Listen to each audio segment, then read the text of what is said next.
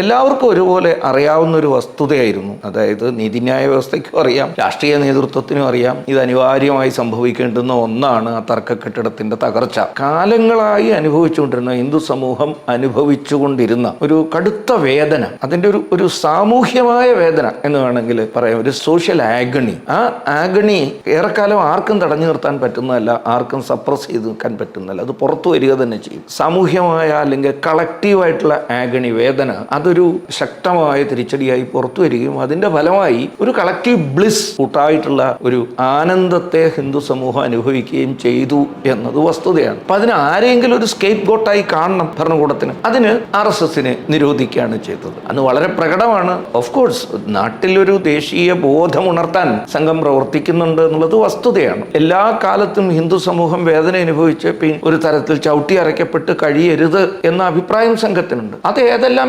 മേഖലയിലൂടെ പുറത്തു വരുന്നുണ്ടോ അതിൽ സംഘത്തിന് താല്പര്യവും പിന്തുണ കൊടുക്കുകയും ചെയ്യും. അതും വസ്തുതയാണ്. പക്ഷെ അതുകൊണ്ട് രാമജന്മഭൂമിയിൽ നടന്ന പ്രക്ഷോഭത്തിന്റെ 100% ഉത്തരവാദികൾ സംഘമെന്ന ഒറ്റ പ്രസ്ഥാനമാണെന്ന മട്ടിലുള്ള ഭരണകൂടത്തിന്റെ വിലയിരുത്തലോ അതിന്റെ പേരിലുള്ള നിരോധനവും നിലനിൽക്കില്ല എന്ന് എല്ലാവർക്കും അറിയാമായിരുന്നു. അതുകൊണ്ടാണ് ഞാൻ പതി തമാശയിൽ പറഞ്ഞ അതൊരു നിരോധനമൊന്നും ആയിരുന്നില്ല, ഒരു നിരോധനത്തിന്റെ മിമിക്രി ആയിരുന്നു. അതങ്ങനെ സംഘത്തിനെതിരായിട്ടുള്ള ഭരണകൂടങ്ങളുടെ നിലപാടുകൾ ദുർബലമായി വരുന്നതിന്റെ ഒരു ചിത്രമാണ്.